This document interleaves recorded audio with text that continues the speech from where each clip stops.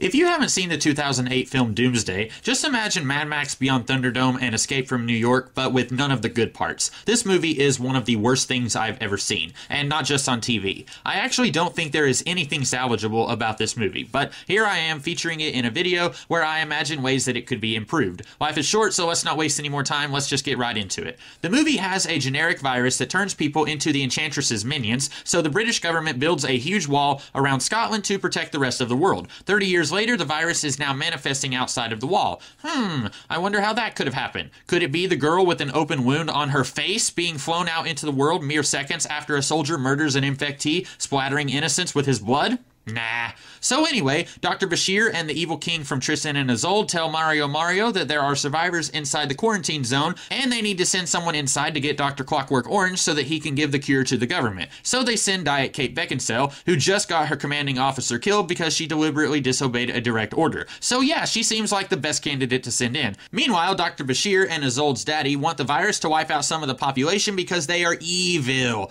And our super agent and her team of soldiers find out there's a sort of civil war going on inside the wall. Malcolm McDowell and his followers are dressed up like it's the medieval times, and his son Sol and his followers are like the bad guys from Escape from New York, but they are cannibals. So Rona Mitra eventually gets a survivor out of the quarantine zone, but the government plans to sit on this for a while, again because they are evil. But even though she had absolutely no reason to suspect this guy was up to something unseemly, because his conversation with his boss about thinning the herds happened while she was in the quarantine zone, and Bob Hoskins did not tell her that he was up to no good, she records her conversation with him, and I guess her robot eye can see into the future, and so she knows that he's going to say something that will implicate himself. Then she gives the recording to Bob Hoskins, and then she stays in the quarantine zone and gives the decapitated head of Sol to his followers, and I guess they are following her now? I hate this movie even more just going through that synopsis than I did while watching the movie. I guess when you cram nearly 2 hours of stupid into such a short span of time, it becomes more potent. I think the reason I am so angry with this movie, more than any other bad movie that I have seen, is that it came from such a cynical place. Director Neil Marshall did not have a story that he wanted to tell. He had a cool visual that he wanted to build a movie around, and he did it in the laziest way possible. Marshall talked about how he had this vision of these futuristic soldiers facing a medieval knight on horseback. That's it. He just wanted to do that. So he built one of the worst movies I've ever seen so that he could do it. So first thing we do in improving this movie, we pretend that Neil Marshall has heard the phrase, kill your darlings. If something doesn't work, even if you love it, get rid of it. We are not going to do the knight in shining armor fighting a futuristic soldier because it makes no sense. These clowns live in this ancient castle because it is easily fortified against Sol and his cannibalistic followers. Okay, fine. But why are you wearing armor? Why are you guys actively trying to recreate society as it was 1,000 years ago? Even if Cain lost faith in human society when the government trapped everyone inside the wall, that doesn't mean all of his followers would be on board with this. Who's to stop one of the more pragmatic followers from killing Cain and taking control of the group for the good of the group? That guy is clearly more interested in dress up than leading these people, so I have to assume one of these guys at least thought about that. And since we are getting rid of the knight in shining armor part, let's just get rid of the future soldiers as well. Instead of pulling an Escape from New York and sending someone inside a dangerous walled-off society to retrieve something for the government, just set the whole dang movie in the wall from start to finish. Say you had a virus that was so out of control the government just closed up the whole area and left everyone to die, like in the movie. And then a portion of the populace survived, like in the movie. Then you follow the survivors. How do they survive with limited resources like food and fuel? If any of them are like me, they don't know anything about agriculture and they're not skilled enough at hunting to survive. So are they going to resort to eating their next door neighbor so that they can live another day?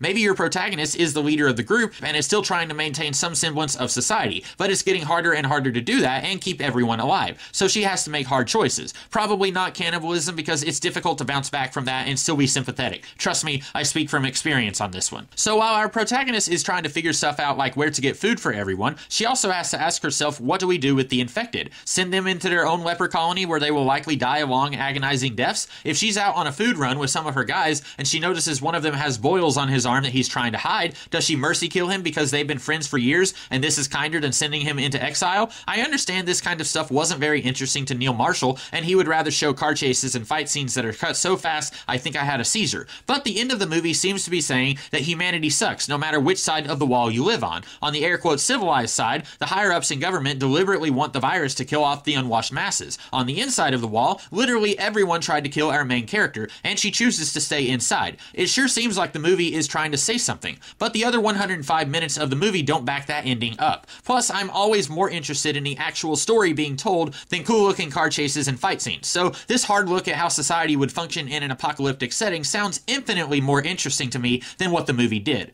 And if you need more than the day-to-day struggles living inside the wall, then you can add a plot too. Maybe the survivors all broke off into small little camps scattered throughout the quarantine zone. And your bad guy, he is the leader of one of your bigger camps in the zone. If you've never read The Last Days of Krypton by Kevin J. Anderson, you should definitely read it. I would want the bad guy here to be kind of like General Zod from that book. There he was just some guy working for the Kryptonian government, but then he thrived during times of chaos and slowly began seizing power when things out of his control started to go wrong, like Brainiac stealing an entire city. And since Neil Marshall is definitely trying to remake Mad Max Beyond Thunderdome here, take that thing that Tina Turner said in that movie. Do you know who I was? Nobody. Except on the day after, I was still alive. This nobody had a chance to be somebody. So our bad guy, at first, he's not that bad, just like our protagonist. He stepped up and started helping people survive, and pretty soon, a lot of people were looking up to him to help them keep going. And he started to like being high up on the totem pole. And then rumors started circulating that a scientist has maybe found a cure, or at least if he can get to some equipment on the outside, he could build a cure. All he has are his notes from before the quarantine began, and he's not sure if he's on the right track, and if he is, how long it would take him to get a cure going. But it's enough to get our people's hopes up. If he gets this cure to the outside world, they might open up the gates and take everything that our bad guy has worked so hard for. No, he's not going to let that happen. I never did get past season 1 of The Walking Dead. Did that show ever do something like this? So our good guy somehow finds out about the scientist and about the bad guy who wants him dead to keep things the way that they are. So then your movie can be one long chase scene where your hero is trying to protect this guy and somehow get him into the outside world. Maybe it can be kind of like the Hunger Games, and she has to set traps and stuff to slow down the people who are trying to kill her and the scientist. This would solve a big problem I had with the movie, in that most of the characters don't have much of a personality. You've got your soldiers who go with Diet Kate Beckinsale into the quarantine zone, but don't bother learning any of their names because they don't have any. They're just soldiers and that's it. I really could not tell you anything about the main character other than she has a robotic eye, she misses her mom, she likes cigarettes, and she apparently is really good at swordplay, even though there is a 100% chance she would not have needed that skill in the outside world. But if you spend most of your movie with these two on the run from the bad guys, you can actually get to know a little bit about who they are, and they're not just vehicles that carry the action out. Now, I don't know how you would end this movie. Maybe she gets the scientist guy to the wall and is able to get him out after some argument with the guards on the wall. Maybe she has a chance to get out with him, but she stays behind because the people that she was with at the beginning still need someone with a clear head to keep things going. Maybe the bad guys somehow died in the course of the chase, and now she's kind of inherited his camp of followers that she needs to take care of also.